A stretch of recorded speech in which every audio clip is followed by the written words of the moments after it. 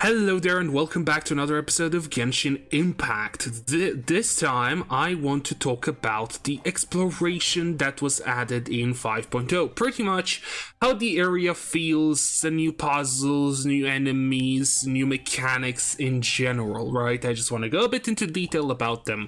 But if you're more interested in, for example, the story, I do have a video already up on the channel if you would like to take a look at that as well. But of course, first, let's finish this video, right? So, how does exploration feel in Natlan? Quite good, with, in my opinion, one thing that might be a slightly annoying, or more annoying, depending on what kind of player you are. And that is pretty much the saurian system and how the saurian system works. So let's talk about that first then.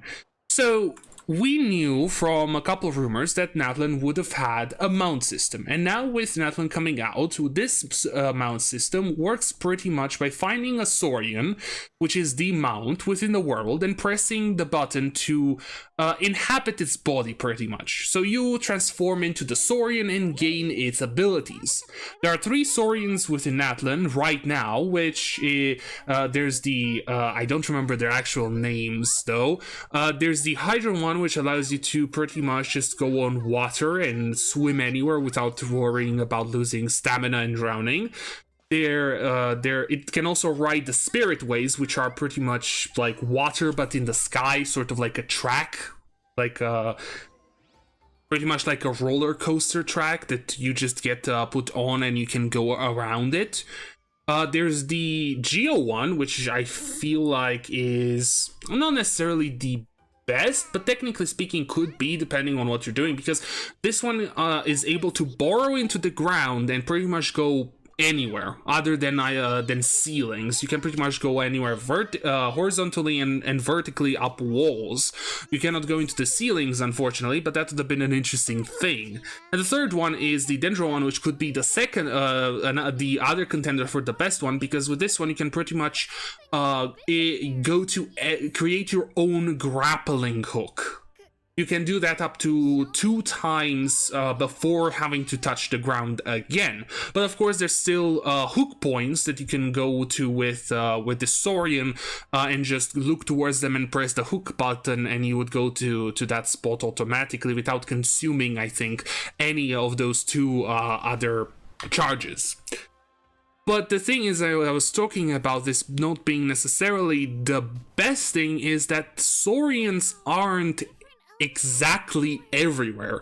Most of the times when it comes to the Hydra or the Dendro ones, it feels like they're always around the points where they're most important. But you can run across places in different areas where you don't really find the Geo ones, but the Geo ones would be perfect for you to go up a wall that's right there. And you would either have to use your own stamina, use Kachina, or go around possibly slightly further away and find a Geosaurian in order to go up said wall. I feel like this is realistically the only problem of the system, being that you can't always choose to go into a specific saurian. And this, I was thinking maybe we would get a gadget of sorts where you can choose which saurian, like you tap it to choose a saurian, and then whenever you hold it down, you can transform into the saurian you chose. This way, it would allow the player to, I don't know, maybe use the saurians within the world until they get this gadget and unlock the saurian within the gadget. Maybe through the main story. So if you want to do exploration before the main story, you would be using the normal saurians. But again, this is just me trying to come up with a bit of a solution to this. Because the solution, technically speaking, from Hoyo is get the characters. And I will be talking about this in a future video, because I do want to go a bit more in depth on how the new Natlan character movement has actually been perceived and taken in by the community, because I feel like the community didn't like it but what we thought it was before, and don't like it what it is right now either. But yeah, the playable characters that we've gotten in 5.0 with Molani and Kachina, and soon in like 9 days or so Kinich, are able to use the three abilities of the saurians. So Kachina can scale up walls using her own Night Soul points and the Phlogiston bar. Moalani can pretty much surf on water and on the spirit ways, and Kinich is able to create his own grapple points and then just grapple around. But the thing is, these three aren't really limited to in specific places. You can use Moalani anywhere. The same with Kinich and Kachina. You can use Kachina to scale any wall, and you don't need to look for a saurian to do it. But again, I'll talk a bit more in depth about this in the video talking about the movement, quote-unquote, power creep. What else is new? Well, there's a bunch of new puzzles, like the new version of the Sealies, which are actually kind of cuter because of the way that they actually walk. They do little like bouncy walks and stuff like that, but then again, they're just pretty much the same thing as the Sealies. There's also the Phlogiston triggers, which you can just use it and it does something. So it's pretty much as long as you have enough Phlogiston, it's just a button. There's also a couple new, more interesting puzzles. Like, for example, there's a windmill puzzle, which you have to align the rest of the windmill with the drawing on the in the background. There's also puzzles that require saurians. For example, there are specific grapple hooks that you can find on different buildings that you need to use the Dendrosaurian to pull that part of the building. Or there are puzzles where you need to use the underground attack of the Geosaurian in order to activate a specific mechanism, and you need to like press them in an order. Also, some older puzzles are coming back. For example, you have to light up specific the elemental monuments, but this time you need to light it up based on like the paint that's on the ground, either like the same paint color or a specific order of the paint color. So of course there's still, the little hints around them in order to do it. When it comes to puzzles, there's of course still the collect a specific thing in order to unlock the other part of it, or the final reward. Like, there's a bunch of graffiti pieces that you need to collect from like different parts of the exploration within the world, and then you can open up a giant door which has lots of rewards behind it. There's also a bunch of obsidian fragments, which you need to bring 4 of them in order to unlock a cool looking arena. If you remember, we saw a version of the main Natlan arena, but in the Night Kingdom. That's pretty much where you see that part, and it's an arena, and there's a ton of chests in there. What about new enemies, though? Well, the new enemies there are a couple generic ones, which are very similar to old ones, but that's mainly the humanoid ones. But there's still quite, I think each tribe got its own specialist for the humanoid enemies. The Hydra one got someone using a character using a slingshot. The Geo one got a guy with like a digging claw thingy. And the Dendro one, I think it was a cannon that the Dendro one actually uses. And they each have their own unique attacks, so pretty much you get a couple elite enemies of sort. There's of course the Wyop totems, which I was quite surprised to find out that those totem looking enemies are actually representations of the Wyop. I thought they might actually be abyssal enemies. And of course, the saurians are also enemies, which is surprising because you're supposed to have the people around Natlan are having like actual familial relationships pretty much with these saurians, in the sense of that they grow up together. They're pretty much like family, right? When it comes to between a saurian and a person. But then again, you can still use these saurians for evil, so I guess it does make sense that some of them would also be aggressive. Plus, of course, nature is nature, so natural saurians would also be aggressive. The interesting thing is that there are baby versions of these saurians, and it's unfortunate that you can actually defeat them and take their materials. It started with it seems to have started with Fontaine and the series of and the streak of Hoyo making cute enemies that you can actually defeat and take materials from seems to be going on. It seems to just be continuing. I wonder what cute thing are we going to defeat in Snezhnaya and then later in Khaenri'ah. But yeah, each of the different saurians have their own like little attacks, and I think they're the same attacks or similar to what you can use whenever you take them on. And an interesting thing about the being able to take control of the saurians is that you can actually defeat them by taking control, because whenever you take control of a saurian and then later get out of them, they remain as a token on the ground, which kind of has darker implications, but I don't want to think about that right now.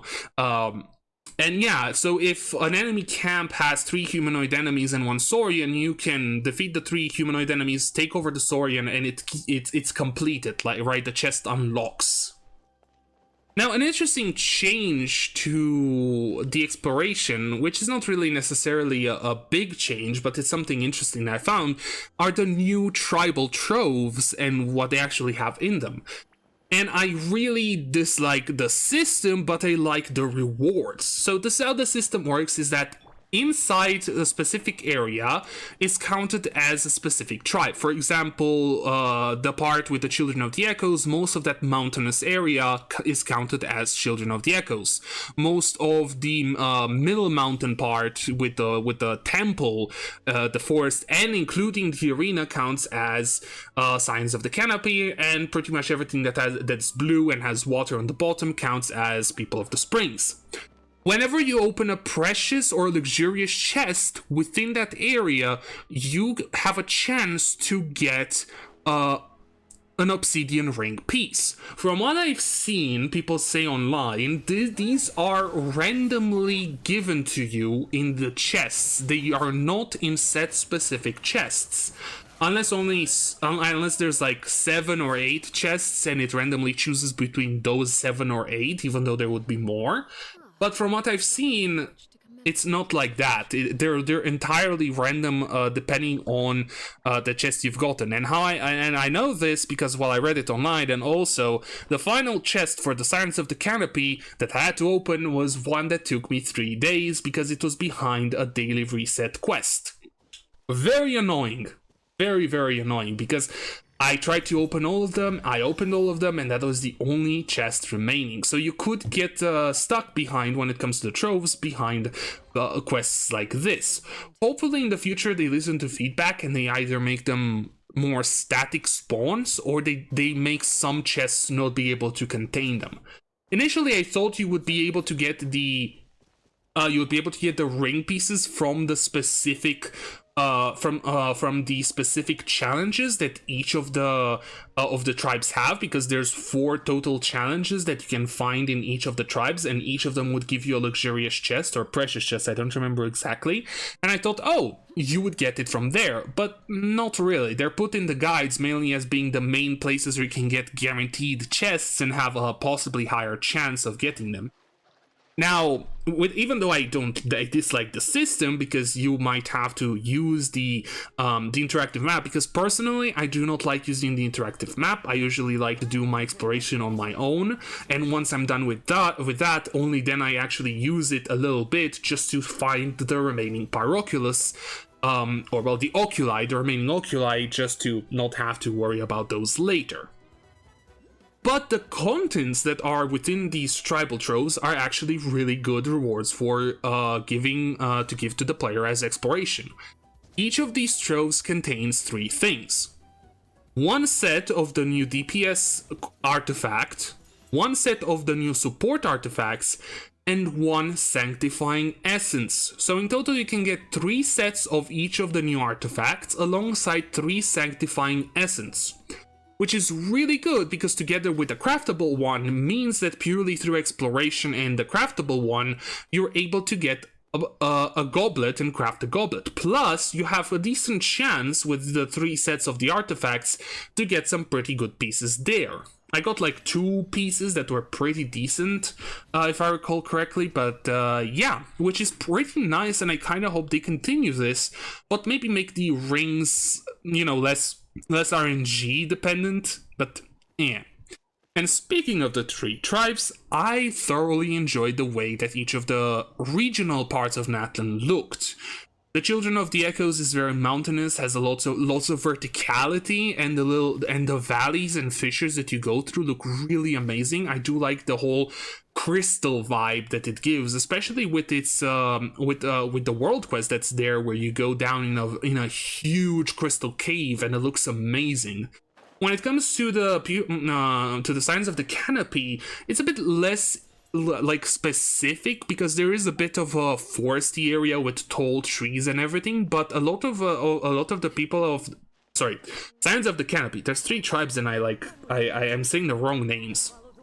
Most of it is actually within the crevice of the crevices of a huge mountain, and within the temple that's in their area. Which is still pretty cool, because all the 3 areas, generally speaking, want you to use the saurian from that environment, and whenever you're in a specific area, you will always be able to pretty much find a saurian of that type at any point you go through. That's what I was saying, because for example, if you want to scale a wall in the signs of the canopy area where the temple is, you would much rather want to use a Geosaurian, not a Dendrosaurian, but you're kind of limited to mainly Dendrosaurians around. Anyway, and the area for the people of the springs is really nice. It gives me very like chill vibes, and it's really beautiful now that I think about it, especially the floating islands in the background. But again, it's mainly water, so using the Hydrosaurian is really a good idea here, because it would allow you to move really fast. Now, what about the collectibles, like the Pyroculi and the Pyro tokens? Well, truth be told, it's kind of pretty much the same thing as everywhere else. There's Pyroculi out in the open, there's Pyroculi behind side quests and world quests, so pretty much you just have to do general exploration. I have gotten almost all of them. I'm missing 1 Pyroculus, which I'll be waiting until I can get the Pyroculi detection stone for that, because I really do not want to go through all of the Pyroculus places to see which one I actually missed, because I already deleted the signs from my map, because usually I do that. But yeah, I do but fortunately, with the fact that I still need like 10 Pyroculi before the next or something like that before the next statue level, it's not really gonna make that much of a difference. As for the Pyro tokens, once again, the Pyro the shop that would take Pyro tokens is locked, and I kind of hope we'll see another shop that has like something else other than just new furniture, because don't get me wrong, the furniture is cool, and and it's going to be really nice for when I'll finally start actually using my my teapot. But for now, I'm not really a teapot player. But again, tokens are pretty much gained the same way.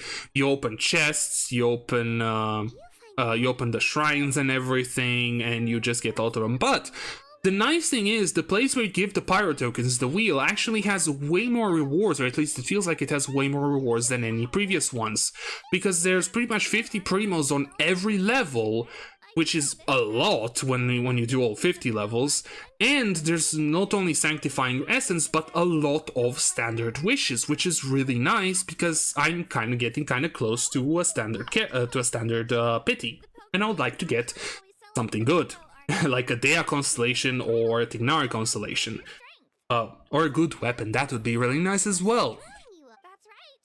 But yeah, in the end, the new exploration is pretty good, not gonna lie. I do enjoy the saurian system, I do enjoy the new puzzles, I do enjoy the new enemies, even though with world level 9 now in mind, everything is very tanky, even for my Arlecchino to actually defeat, so it's actually harder, right? So it's the game is actually harder now, because the enemies are tankier, so they have more time to deal damage to you, and their damage is also increased. So if you're not careful, you can get defeated. And the new local legends are also way more powerful, specifically because of this. Already they were powerful, but now with world level 9 increasing their level and HP and damage, they're like very dangerous. They're the new actual endgame activity, which is really nice now that I think about it. But yeah, I enjoyed the new exploration. It does have its little downs, like the randomness of the ranks, or the fact that the characters are generally better than the saurians themselves, plus some saurians not being in specific areas that would benefit. them being there, but again, generally speaking, I am really enjoying this patch from both the story and an exploration standpoint. If you did enjoy this video, why not consider leaving a like, comment, or even subscribe? I do plan to do more Natlan videos in the upcoming week and even next week, so maybe you wanna keep up with those. I want to thank you guys for watching and hope to see you all in the next one.